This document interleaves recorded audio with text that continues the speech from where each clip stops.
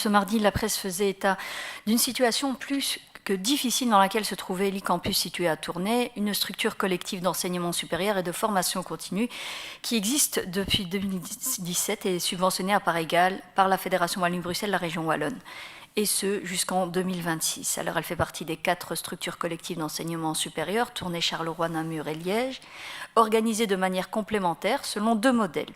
Celui visant à augmenter le nombre de personnes formées sur un bassin de vie, Tournai et Charleroi, et le second qui favorise l'incubation pour le compte de l'enseignement supérieur, ce qui est le cas pour Liège et Namur.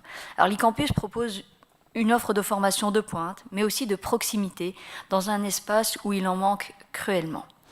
Les chiffres les plus récents indiquent une augmentation de 49% du nombre d'apprenants en 2023 par rapport à 2022. Il est question de 9 000 heures de formation, de 25 000 heures de cours pour les étudiants.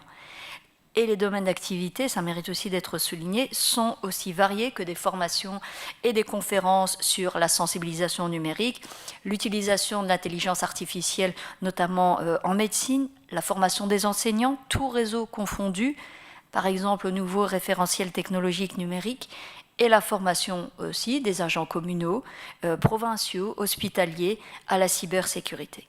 Le dynamisme de cette structure n'est plus à démontrer. Alors malgré ces chiffres, l'avenir de l'e-campus est incertain.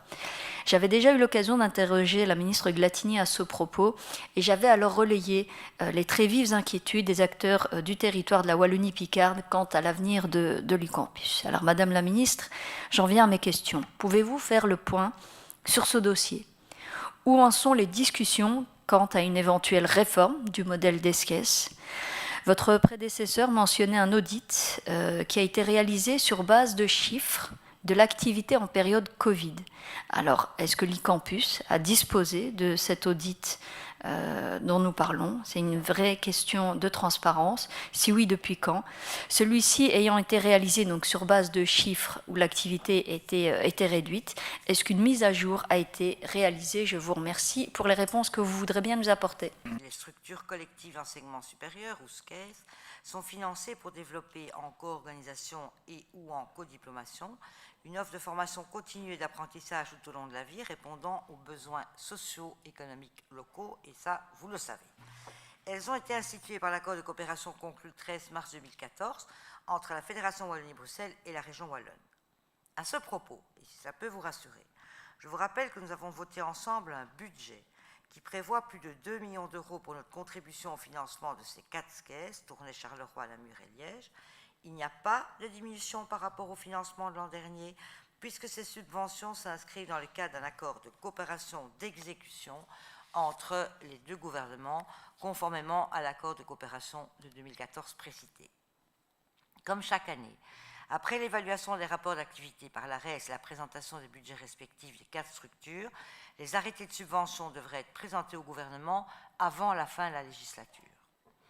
Le 27 octobre 2022, le gouvernement a décidé d'attribuer un marché public à BDO Advisory afin d'évaluer l'efficacité de cette structure collective au regard des missions pour lesquelles elles ont été créées et sont financées. Ce travail est maintenant achevé et le rapport nous a été remis. Il fait apparaître des résultats inégaux, notamment au regard de l'efficacité de l'organisation, de la pertinence des propositions ou de l'analyse des besoins qui est nécessaire à la pertinence de l'offre. Une note, rédigée en concertation entre la région Wallonne, les cabinets d'Irupo et Montréal, et la Fédération Wallonie-Bruxelles, le cabinet du ministre-président et le mien, a été réalisée. Sitôt que l'inspection des finances aura donné son avis, nous pourrons présenter ce rapport au gouvernement, prendre acte des résultats, et j'espère que ma phrase vous rassurera, et poser ensemble les jalons pour l'avenir de ce dispositif, l'agrément actuel s'achevant en 2026. L'interview accordée dans les journaux est relative à ce travail d'audit, mais nous aurons l'occasion d'en parler de manière plus précise lorsque cette note commune aura pu être présentée au gouvernement. Je ne suis qu'à moitié rassurée. Ce que je constate, c'est que la Wallonie-Picarde, qui se trouve éloignée des universités, eh bien, risque de perdre un outil essentiel sur son territoire. Moi, c'est en tout cas ce que je retire de vos réponses. Je n'ai pas eu de réponse concernant la disponibilité de l'audit auprès des principaux concernés, ni d'une mise à jour de ces chiffres. On vous a cité les chiffres les plus récents qui montrent un réel dynamisme de la structure. Pas un mot non plus sur les changements de règles en cours de route, parce qu'il est question ici d'une note, mais il me semble que la structure doit remettre un plan d'action avant même que les arrêtés ne soient signés. Donc ça me semble tout à fait problématique dans l'agenda et dans la manière de faire. On l'a rappelé, ces structures existent parce qu'il y avait un souci de décentralisation, parce qu'il fallait de la souplesse et il y avait une réelle raison d'être le plus près possible de l'apprenant. C'est-à-dire qu'aujourd'hui, des personnes qui se forment au numérique en WAPI ne seraient peut-être pas formées parce qu'il faut aller à Charleroi, à Mons, à Liège, à Bruxelles, que sais-je. Donc, on a aujourd'hui un outil qui fonctionne. Donc, ce que je vous demande, Madame la Ministre, c'est de ne pas casser l'outil.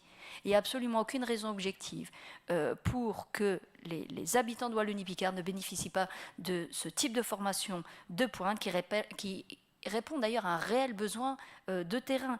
Il y a eu une précédente évaluation de l'ARES qui reconnaissait d'ailleurs la pertinence du travail de terrain et du travail de réseautage qui était fait très concrètement en Wallonie-Picard. Donc, Madame la Ministre, ne cassez pas l'outil. La concertation avec les acteurs du SKES me semble être un minimum dans ce dossier. Merci.